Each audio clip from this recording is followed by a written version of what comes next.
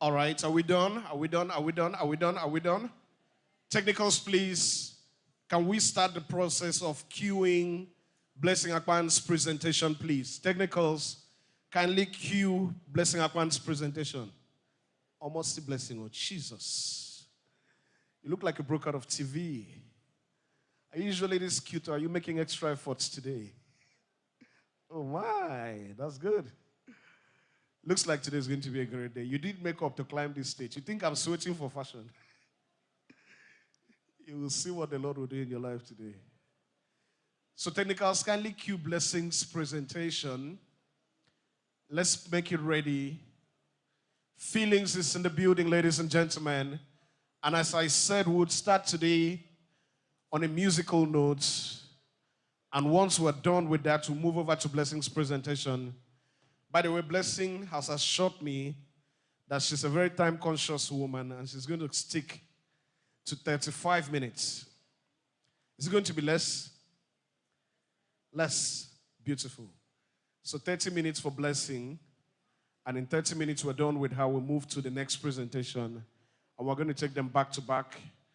At some point, we'll also punctuate those presentations and with some music performances just to help us relax. Technicals, are you ready for me? Are you ready for me? I know they see well, this light they enter my eye. Technicals, you're good. At the see person hand. We're good. Is feelings ready?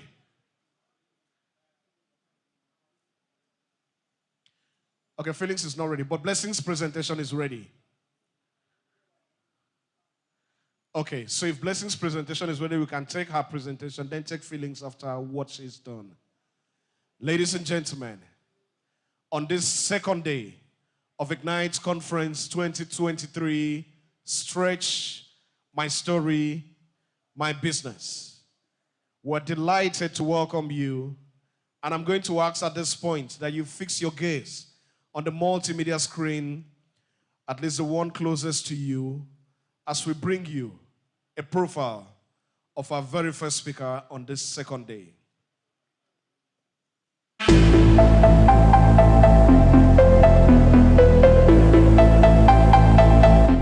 Blessing Akwan is an exceptional lady with a heart of gold and abundance of greatness flowing through her bloodstream.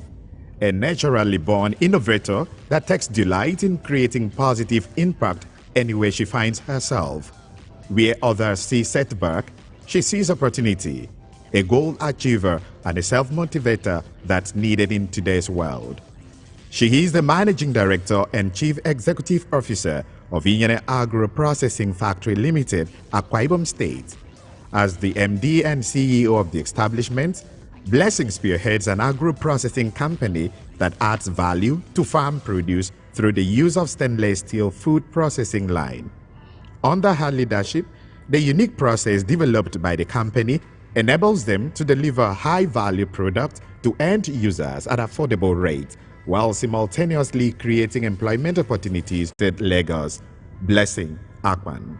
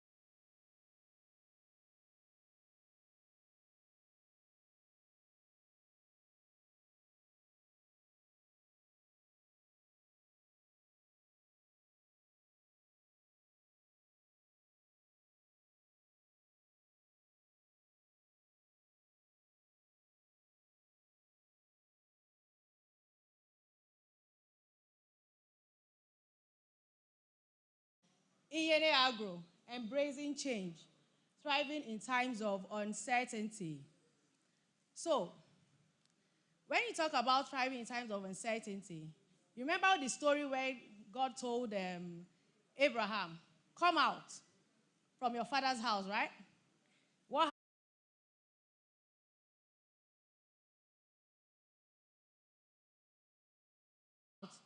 and followed the instruction. That's the story of Blessing Akwa standing here today.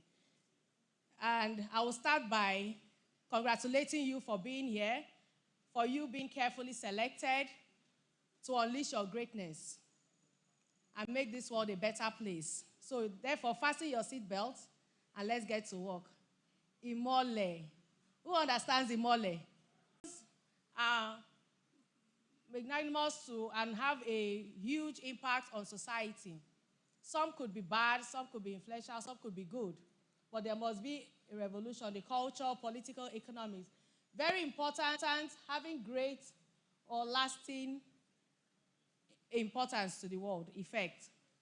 Now, before I go further, Umo Agro, this is a company that started with just 14,000 naira.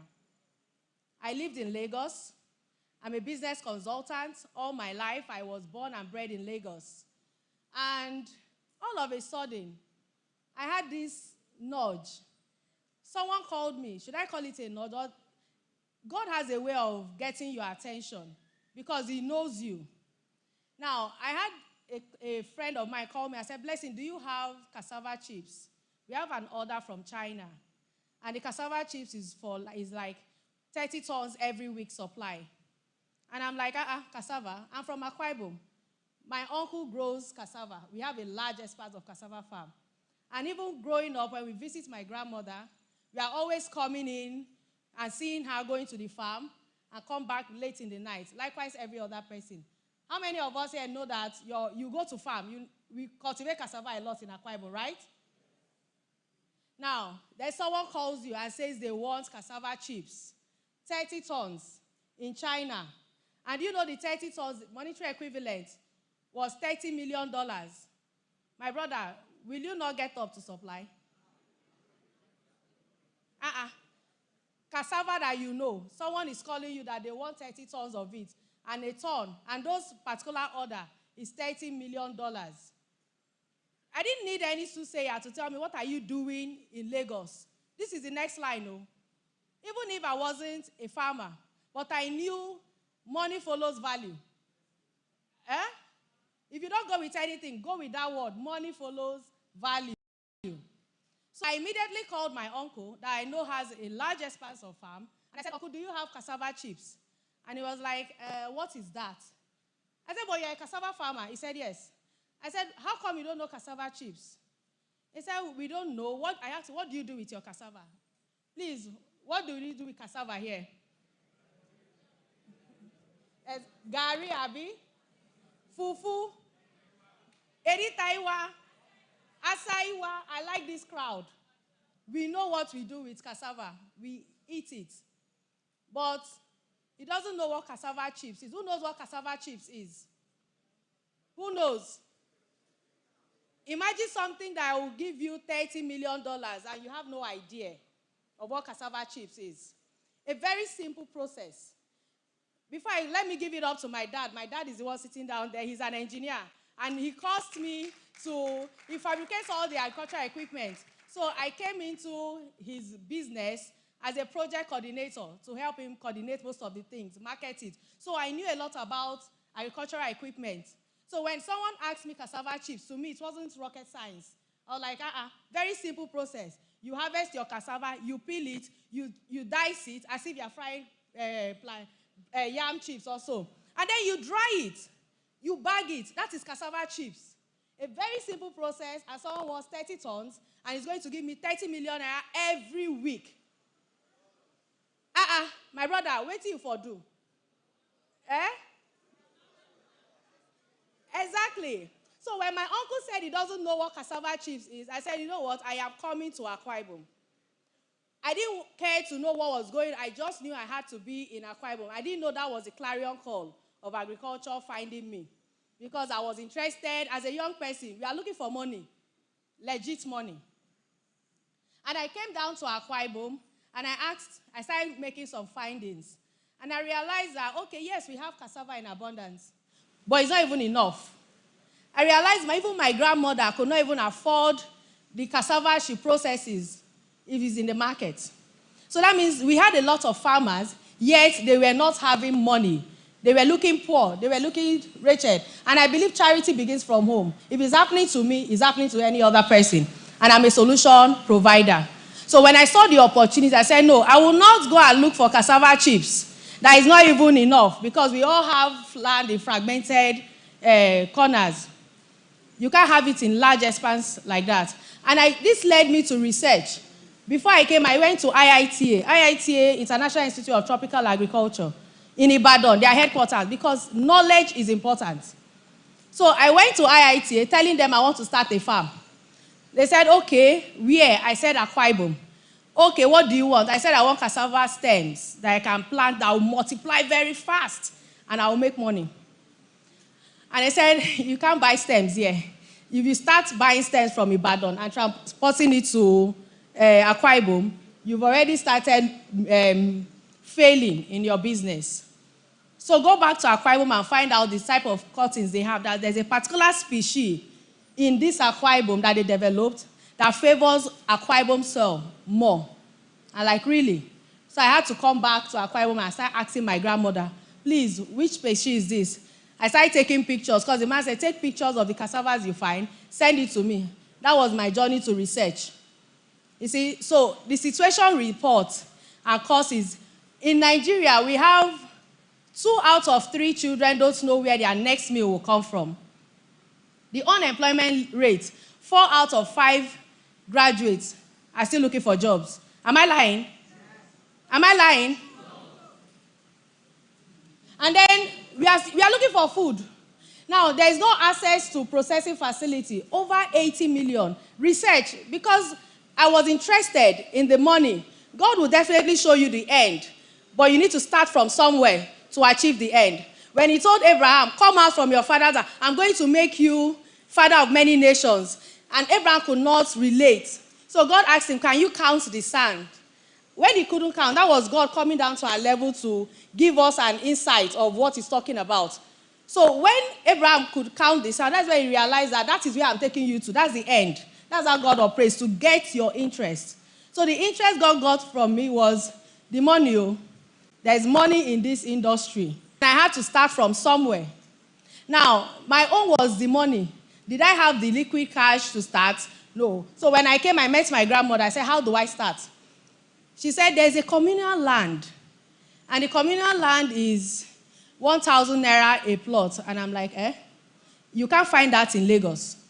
I live in VGC. You can't find it. Land, 1,000 naira. I said, is it on a lease? He said, yes. How many years lease?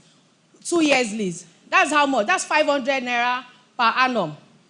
And people are out here looking for jobs.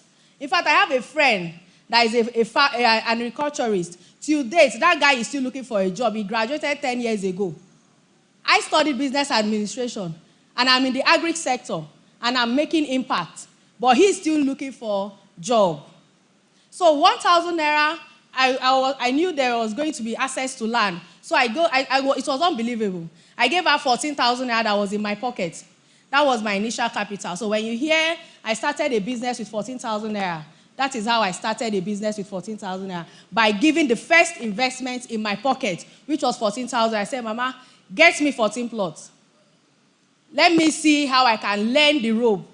Because before you start anything, start small. And then you grow into it. And I was a novice in that industry. So I told her, I want to learn your trade. Take 14,000 naira and I'll be coming. A lot of my friends back in VGC, Lagos, were telling me, these guys, see if you are mad. In these days, they will say, maybe I'm on colors, right? How can you leave a well-groomed area, VGC, enlightened, civilized, my car? I drive a CRV. I left everything. I've worked with Lagos State Cooperative. I've worked with Nigerian Army. I've done business model strategies for them, but I left everything, plus my car, that I'm coming to have a farm in Akwa Ibom. My friend said I must be on colos. But I saw the colos in the $30 million, right? Yeah, I saw the colos in the 30 million. So I came down and I gave my grandma 14,000 naira and she got me that plot of land. So what I was doing, because it's cassava and I gathered knowledge, I knew I could be coming alternate season where it's required. The clearing season, I'll come and learn how they clear. The planting season, I'll come and learn how they plant. The weeding season, I ensured I was dedicated in that process. Because even IITA became my technical partner. If IITA is coming to Akwa Ibom today, they always call me. Last time they called me that they're sending someone from Germany to come do research in Akwa Ibom because I am here. So I got the backing of people that had 100 years of experience in the industry, that were the ones producing cassava. Knowledge is always important. You can never substitute the place of knowledge. So I sought knowledge and I found it. And I was able to do a lot of research and I realized that farmers are losing over 9 billion annually because of post-harvest loss. Food we are not seeing in Akwa Ibom. Gari is expensive, yet our farmers are losing money. The reason being no processing facility close to the farmers. My first harvest, I remember the night we harvested, we were looking for a processing unit. We took it to a particular processing unit. The machine broke down. I had to carry cassava on this my head. That I'm looking for someone's house that will process that cassava that day. At 11 p.m., the moon was my light inside the remote village. My father was telling me, how will you survive living Lekki, living VGC, to live in the village, no light, no electricity, nothing. In fact, some nights you use your torchlight, your phone, to see. And then you are hearing there is snake. And you know me, I don't like snake. When I hear there is snake, that means I'm on vigil that day. I am not sleeping. And I'll follow them to farm.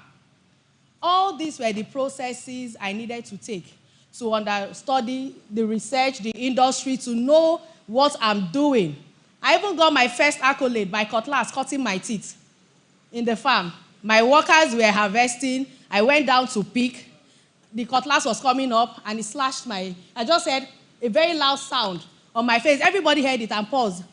I had to cover my like thinking, did I just half my face? At that spot, you know that striking pain that comes from your brain? It was giving me factory reset. I was asking myself, why am I here? Why will I leave my comfort zone, come out to a place where cutlass will half my face? Everybody was begging me, madam, please, let's just see. And when I opened, I let them see. I was looking into their eyes to see the reaction. Is it that bad? But when they checked, it was just a crack on my teeth. How God saved me. So you can imagine the sacrifice. That would have been the day I would have packed my bag and said, you know what, I give up. I would have packed my bag that day. In fact, that day, BOI called me. Blessing, we've gotten your application, but are you sure you're not a portfolio farmer? You know when you've just cracked your teeth and someone is telling you, are you sure you're not a portfolio farmer? Oh, the response I was trying to give to him, words could not quantify it. I had to send him pictures of my cracked teeth and my swollen lips that day. The man was like, what? Because of that, he left Calabar to Uyo just to come and see me. Like, I've never heard this type of thing, and you're still here. I said, I'm here. We die here. That 30 billion, we must have it. So, a lot of research, and I realized that passion is one thing, but turning your passion to purpose is the right channel to go. I was passionate. When I came in, I wanted the money. But when I came, I saw that the faces of the people, the farmers in the rural communities, were so wretched. They're doing so much, yet they were not having the right impact. I could see the opportunities. If I could carry cassava on my head at 11 p.m. in the night, looking for where to process, I knew the major problem was to set up a processing facility close to the farmers in the rural community. And research showed me that 80 million of Nigerians are farmers living in rural communities. So imagine having modular processing factories close to those farmers, relieving them of stress, of looking for where to farm, and also losing 40% of their harvest, which monetarily equivalent of $9 billion annually, and boosting food security. I think that's a well-thought-through process of turning passion to purpose. So that led me to coming up with Umo Agro Factory, a modular processing facility concept, which is not too expensive. Now, if you're setting up a mega factory, you'll be looking at billions of naira going up to set up a standard modular a processing facility. But as a strategist, I sat down, I calculated it. I said, what does it cost me to set up a modular processing factory? By the time I did my mathematics, it was less than 10 million naira. And I'm like, okay, don't let the figures scare you. If you need to start something, do the calculation, then break it down into units. And then you can have daily contributions towards your goal. You must start with what you have and grow into it. Start local, aim global. So my family were telling me, what are you doing? You want to build a processing mill? I said, yes. Okay, they thought I would just get a pillar, one pole here, one pole there, and I put a roof. I said, no, the one I want is the one that will have NAFDAC approved center where I can produce, have NAFDAC number, because we are talking about safe food for everybody. And I can export that product. My people are like, this girl, your grammar is too much. You know, starting something and then there's nothing. Like the earth was without form and void, right? And the Spirit of God was hovering, telling somebody the earth will come out, we'll have heaven and earth. They are looking at you like, is this one normal? They couldn't see because seeing is believing. So I kept telling them my dream, telling them what I'm going to do. For a period of 1 year, nothing happened. All I knew was to go to the farm, come back with them, and tell them we are going to grow. We are going to do this. You are going to see a processing mill. You are going to... They were like, I had 5 farmers when I started that stuck with me with that vision. And they were like, okay, let's see where this thing is going. We've never heard someone come in and talk this big about this, all these things. So those 5 farmers... Never write off anyone. You will think it's the young people that will partner with you. But God used the available for me to get to where I am. They were old women. At a point, I was asking myself, what will these people do?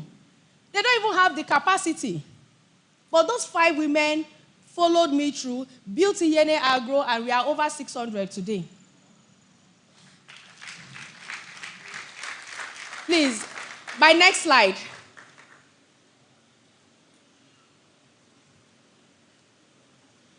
Next slide, please.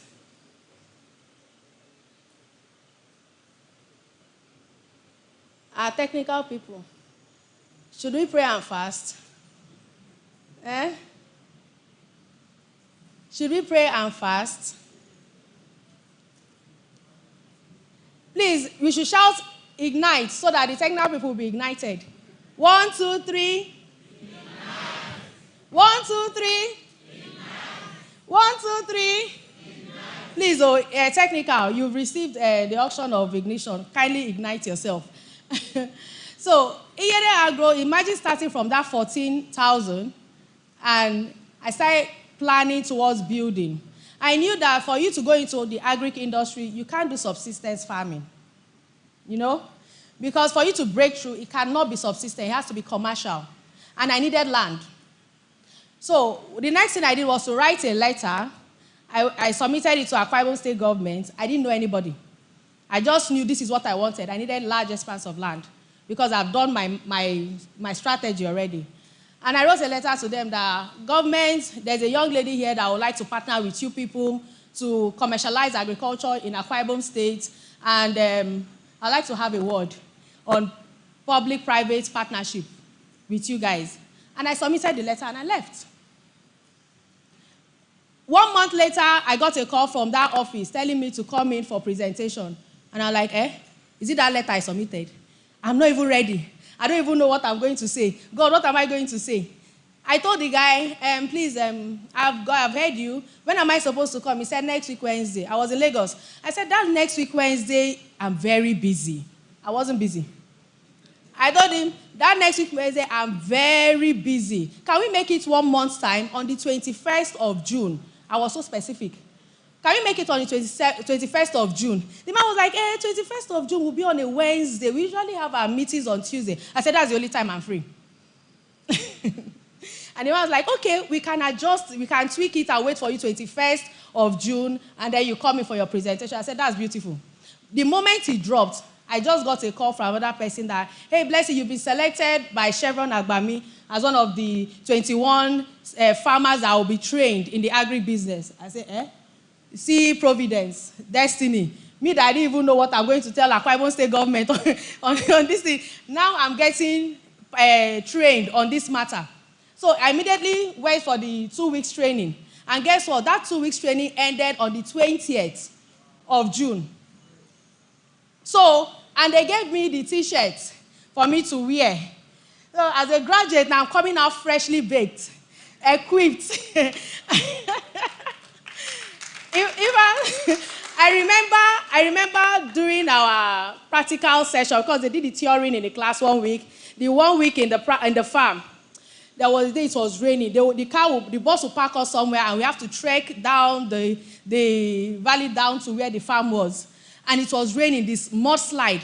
I told my colleagues, I am not coming. Is it until it rains? Can't we wait after it stops raining? We now take this endurance trek. Must I suffer? I'm not the ancient farmer. I'm the modern. I was complaining. My colleagues said, Blessing, if you do not come with us, we are not going. They all protested that I must follow them. If I don't follow them, they are not going. I said, which kind of wahala be this? Is it by force? I was ready to give up. They said they are not going except I follow them. So I waited on top of the hill for them. I said, you guys are wasting your time for good 1 hour. Those guys sat down on the floor with me. Said, Blessing, if you are not going, we are not leaving you behind. That means we all will fail this particular training. I said, if not for me, now for your sake, I will follow.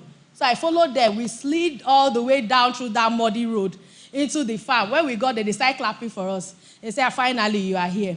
Unknown to me that was, God needed me to be there to learn that trade, that planting, because they taught me how to plant.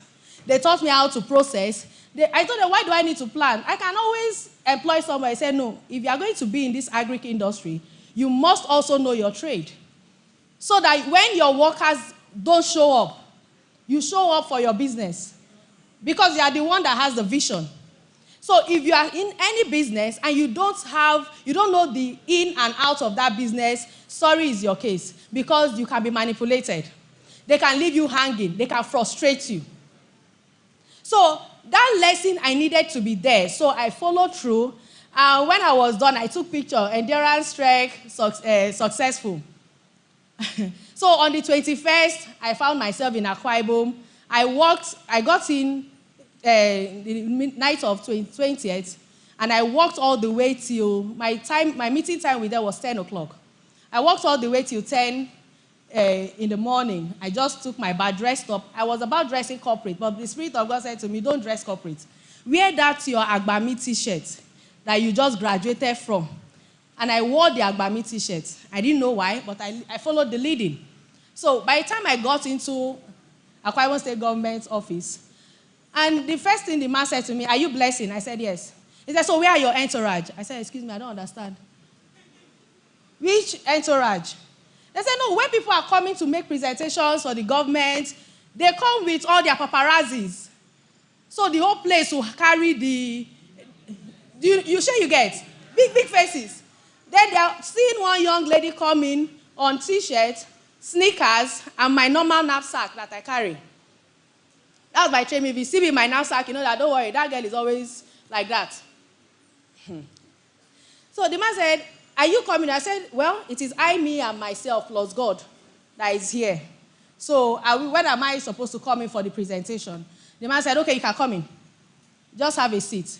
When we are done, we'll call you. So I had a seat. A man was sitting next to me at the reception.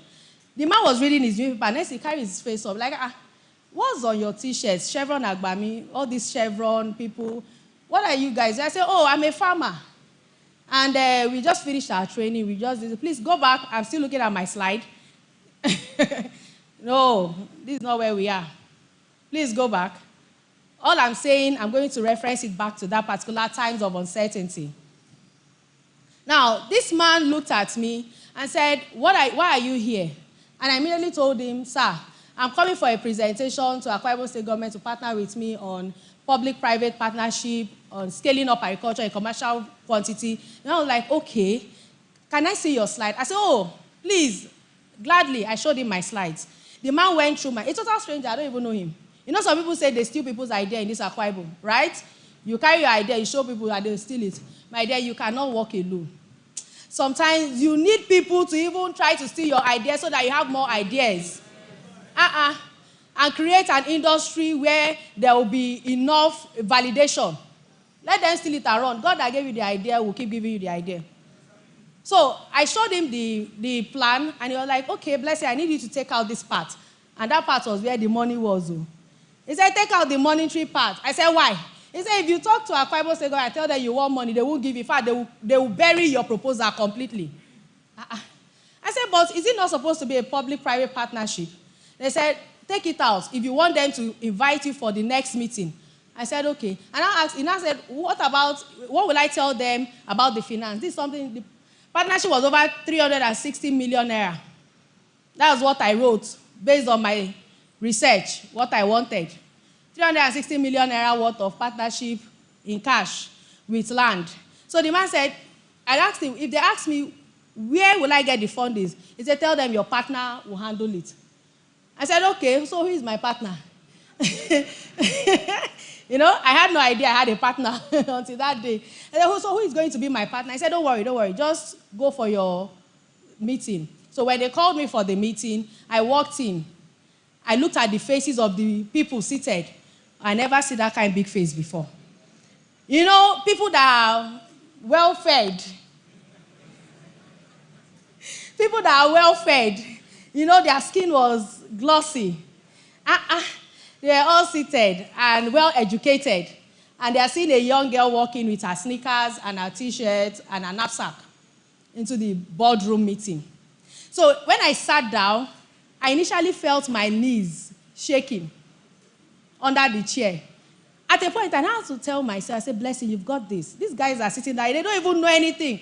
You are here to tell them what you know. So I started motivating myself. I am the real deal.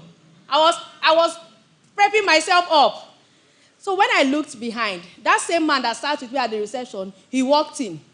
I said, Oga, he said, when they said, what are you doing? He said, oh, I am a partner. The man walked in and sat down. I smiled. He said, bless you, don't worry, I'm just here to give you moral support. And I sat down, he sat down next to me. So when the media guys introduced me that I should come in and do my presentation, I came upstairs. I went to the slide, and I started. I asked them, how many of you ate Iwa today? How many of you ate Gary today? Are you aware that you've been eating $30 million every single day into your tummy? He's talking about attention-grabbing statements. And they were like, what is she talking about? And I started my presentation. By the time I was done, the chairman of that corporation said, people have been coming in here to present. But this is the first time that they never told them that they were coming to be schooled. That I need to give them certificate of attendance in my class. Because I broke it down to them based on the research and the training I got, which were facts. And I showed them data. Data speaks. So the man said, how can we help you? How can we work with you? As I said, I need land, though. I need land. For us to commercialize this thing, we need land. He said, okay, how much size of land do you need? I said, we need 5,000 acres of land. He screamed. You see, when you mention some things and the big people scream, know that you are on the right track. Yes. You mention it and they fidget. You see, you need to dream so big that God will help you chew it. You bite so big that God will help you chew it. Because times of uncertainty, I don't even have teeth to chew big dreams. It is God that would manifest it. So when I mention 5,000 acres, and that's the equivalent of 2,000 hectares, and you know 1 hectare is a football field. And they ask me, why do you need 5,000 acres? And where are you going to get such land in Akwa Ibom? I said, sir, I know the land is fragmented in Akwa Ibom. That is why we are going to make it a communal project, whereby we are going to have that land in every local government. We have 31 local governments. All the local governments will provide land. We'll share it amongst, and they will be the ones to be working. They will be the one employed to work on that land. And they were like, the man was like, okay, but what happens to government compensation? Because that's the fight between communal land and government. Once they see government presence, it's money. You will see when government wants to create a road, people that had, maybe their father died 1900, they will rush to that site and start building grave. So that when they knock it off, they pay them. They knock it off. So government is like, I beg. Anything communal issue, we are tired. I said, don't worry. It's because you've been approaching them the wrong way. Are they not the same people looking for jobs? He said, yes. Are they not the same people looking for development? He said, yes. So we'll develop the place together because you don't give them a stake in the business. That is why they will keep frustrating your efforts. And government were like, okay, that's the first. How is this your model going to work? I said, watch me and see, it's going to work. Times of uncertainty. Uncertainty is a state of doubt about the future, about what is the right thing to do. That time I wasn't certain, but I knew I had a plan. And I knew I had God that would help me activate that plan. So they said, no problem, we are going to partner with you. Immediately, the chairman set up a committee to work with me on developing that project further. What happened in this sector, that someone will come in and make a presentation, and immediately the chairman endorses that presentation, that yes, this is something we should do, that you must be an exceptional lady. In my mind, I was like, of course. Didn't you see my profile? A sought after, a solution provider, gold running through my veins. I breathe value anywhere I go to. If I go to a place, I must not leave you the same. I'm a change maker. That is who I am. So you need to identify who you are.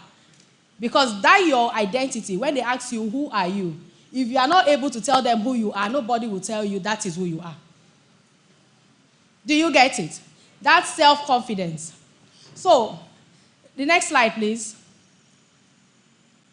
Going by Nigeria inflation, you can see that inflation is quite high right now. So, the cost of living is high. So, times of uncertainty, we've done that. Now, what causes this food loss? Is it from the harvesting process, the storage process, the processing process, packaging process, marketing, or consumption? There is always loss across this value chain. Now, what I'm showing you is the fact that I've done a lot of research.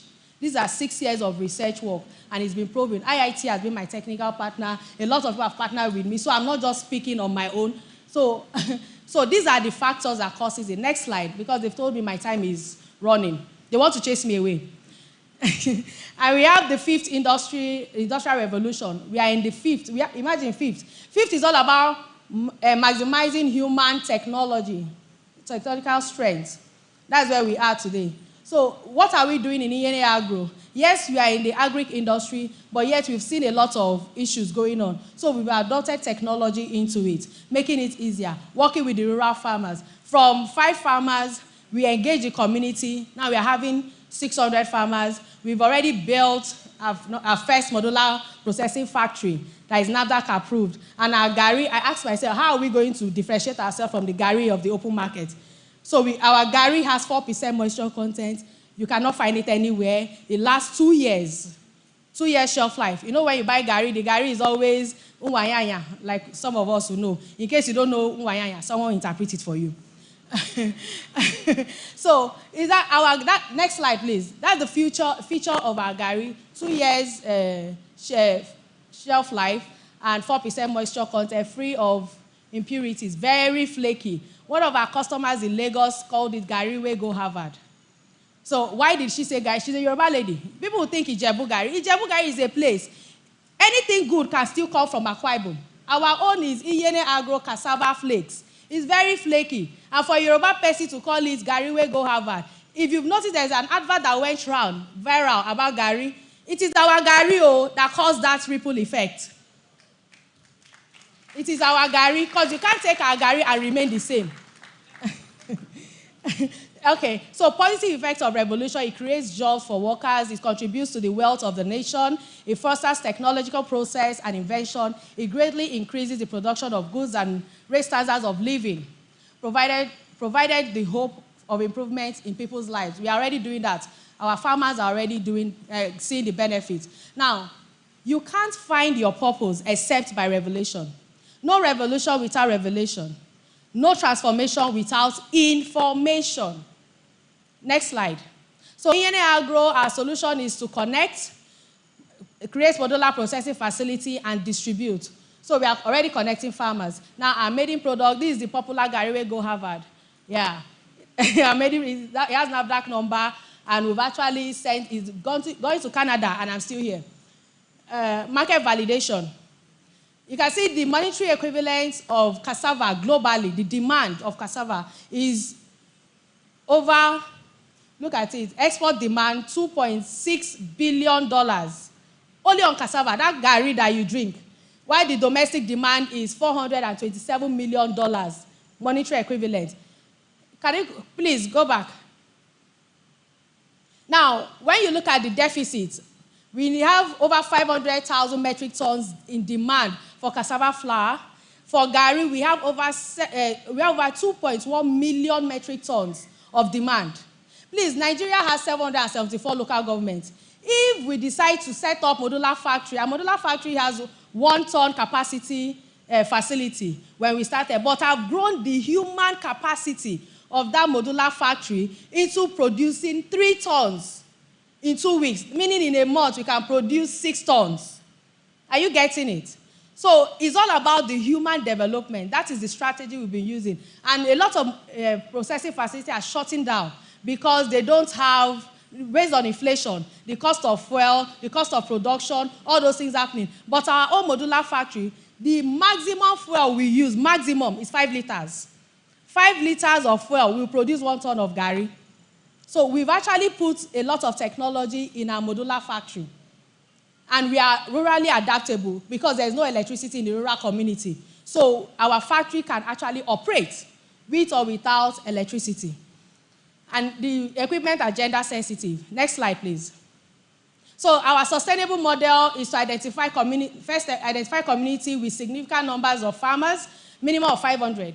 That's why in our community we have over 600. The next step is to set up NAFDAC approved, set up NAFDAC approved modular processing factory. The third one is to activate financial inclusion. We opened accounts to the rural farmers.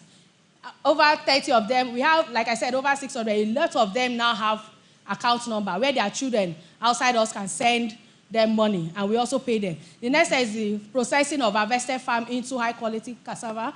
And the fourth step is Umo Eno selling it to end users, our market value chain. Next slide, please. The world as we have created it is a process of our thinking. It cannot be changed without changing your thinking. That's Albert Einstein. Next slide. Mental power. You are what you think. So if you say you can, you can. If you say you cannot, that's still you. So information, in, and then formation. That means there's something you're absorbing. Information is defined as the set of data received externally into the brain to give meaning by the context and also known as knowledge. So knowledge is important. Mindset. Your mindset is a factor of everything, your subconscious, everything you've been absorbing and how you interpret it. Some can have fixed mindset. If you say you can't, it's not possible. If you say you can, that means you have a growth mindset. Your attitude is also important. Attitude can be defined as the tendency to respond positively or negatively to certain ideas. Someone once told me that it's not possible I should take Umo Eno outside my village, that the witches will finish me. And I told the woman, are you a Christian? She said, yes. I said, then you have a responsibility to go to your church and be praying for me so that the witch will not finish me. And it's even good that I'm doing it in my village, so the witch is closer to me. When he witch me too much, I go to your door, I knock, can you release me? Because I'm going nowhere. I am here and we must succeed together. Then action. Your attitude, information, mindset, attitude informs your action. Next slide, please. The comfort zone model. I was in VGC, in my comfort zone. Feeling safe, in control. Then I moved to Akwa Ibom. That was my fear zone. I didn't know what was going on. Then I started learning. Learning gave me an opportunity to acquire new skill, extend myself, stretch myself beyond what I thought I had. You never know your own strength. Then the growth process. Today, we started with 5 farmers. Now we have 600 farmers. We have a modular factory. Currently, we are also working with Nasarawa State to set up Umo Eno in Nasarawa. I am currently the South-South Deputy Hub Lead of United Nations on Scale-Up Nutrition. You see, agriculture has opened so much door for us. Next slide, please. The pessimist complains about the wind. The optimist expects it to change. The leader adjusts the sail. Are you a leader? Next slide. So thriving is all about prosper, be fortunate or successful, also develop and grow and develop vigorously. Next slide. Next slide, please. This guy is standing by my shoulder. How to strive in times of uncertainty. Have a goal. Equip yourself with knowledge. Set SMART goals. SMART is specific, measurable, attainable, relevant, and time-bound. One step at a time. Don't over-invest. Start with what you have. Don't be competing with other people. God already placed a resource in you. Do your personal auditing. Then you will know that you have something in your hand. When they asked the woman, what do you have? She said, I don't have anything. We are very quick to say we don't have anything. But you have knowledge. You have time. You have friends. Until when the prophet told her, asked her again, she said, I have only except a jar of oil. That jar of oil was what the prophet used. And told her, get barrels. Please, if that woman had a very bad character, her colleagues, the neighbors will not have borrowed that barrels.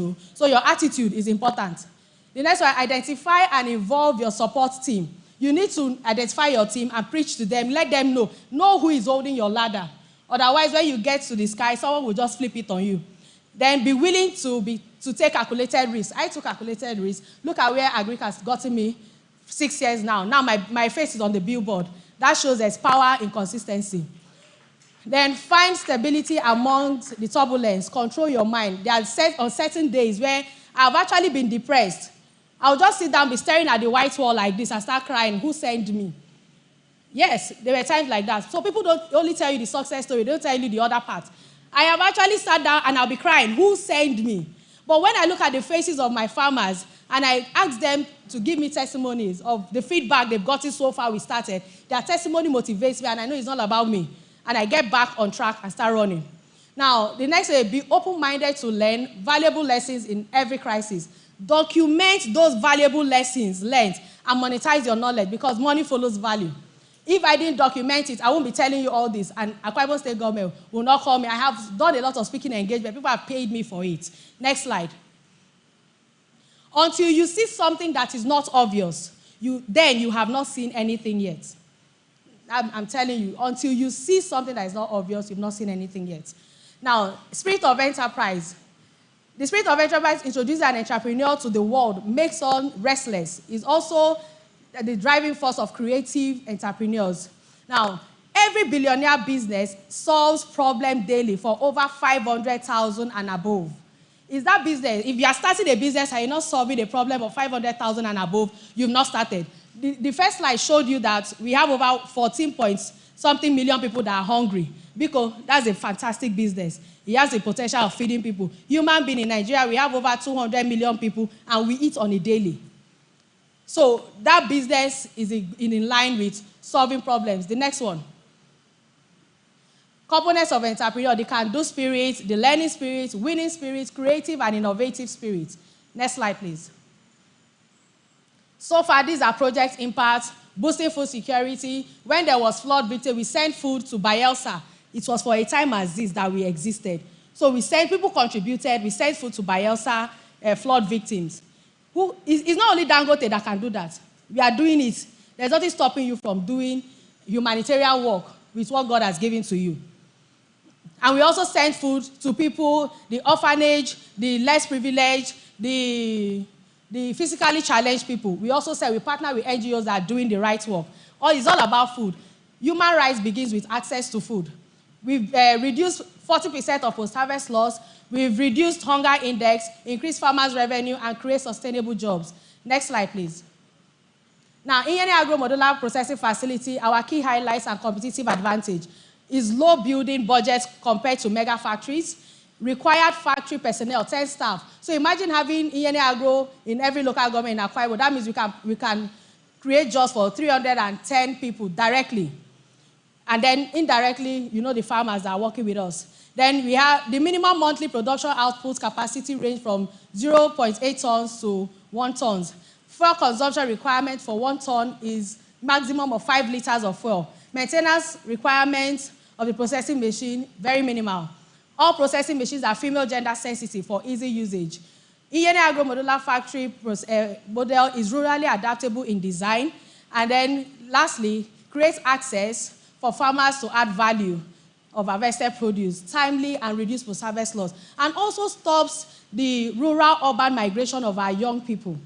Because our young people, we are losing them a lot. They are leaving the village in search of greener pastures. So our success, our growth model now, success in business has to do with the mindset of an entrepreneur.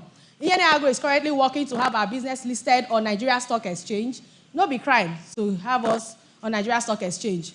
Then we are also, we have activated our plan to establish ENA Agro in Nasarawa. I've already said that. We are looking forward to having strategic partnership with the SSA on diaspora affairs to move our sought-after products outside. Talking about leveraging. I'm sure we have SSA on diaspora affairs. We have a lot of acquirement outside the state. Let us market and promote what we have. And then we believe for all hands to be on deck in achieving the Rising Together slogan of Akwa Ibom 36th anniversary in the spirit of inclusiveness, Amenyan. The Arise agenda on agriculture revolution that Akwa Ibom State government and all her staff, commissioners, PS, directors, SSA, SA, should come on board, join ENA Agro Cooperative. Because if you have a stake in ENA Agro, you will want it to grow further. Now, if you say to yourself you can't, you are right.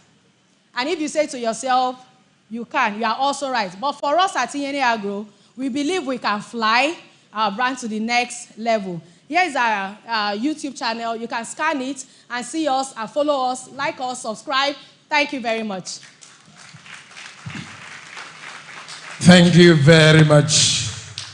At a time where so many young men and women are running very fast, going nowhere, Blessing has actually given us that. Blessing Akpan is an exceptional lady with a heart of gold and abundance of greatness flowing through her bloodstream. A naturally born innovator that takes delight in creating positive impact anywhere she finds herself. Where others see setback, she sees opportunity. A goal achiever and a self-motivator that's needed in today's world. She is the Managing Director and Chief Executive Officer of ENA Agro Processing Factory Limited, Akwa Ibom State. As the MD and CEO of the establishment, Blessing spearheads an agro-processing company that adds value to farm produce through the use of stainless steel food processing line.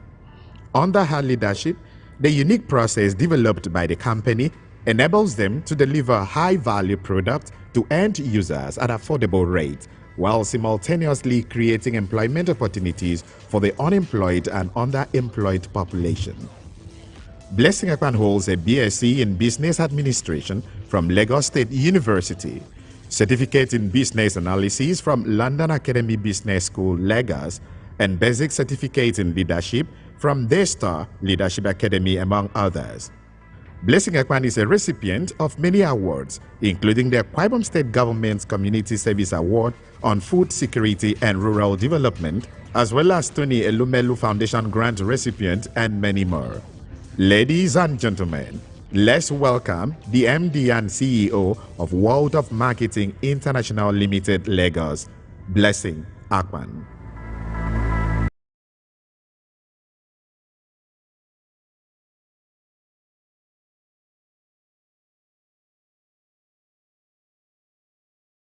Is there anyone that can say she knew our blessing?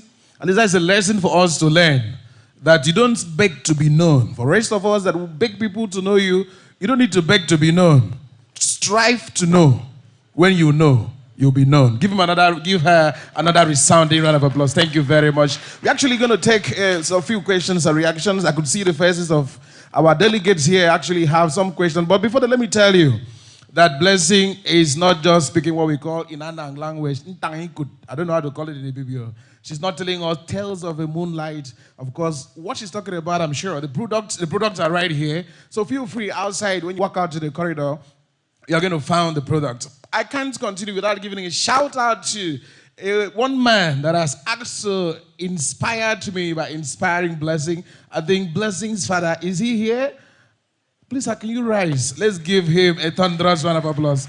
Thank you very much. At a point in time where our fathers want us to be medical doctors, want us to be lawyers, and want us to be engineers. Blessings Father is right by her side to encourage the daughter. That's to tell you, focus on what you do, because when you succeed, people will forget what you studied. Thank you very much, distinguished guests, ladies and gentlemen. She talked about value, and that is to tell you that if you are seated here, you don't have money. It simply means you are not solving problem. Because today, Blessing tells us that money is a slave to value. What did I say? Money is a slave to value. Value is a slave to knowledge. And knowledge is a slave to learning. That is why every top earner you see today in the world is a top learner. Distinguished guests, ladies and gentlemen, please, we take, is it two? Can we take two or one question from here because of time? We take, okay, let's take two from ward one. This is ward one, eh? Let's take two. Who wants to ask a question from here? Okay, please. Sister, please come forward. You can come and tell her the question you want to ask. Tell her.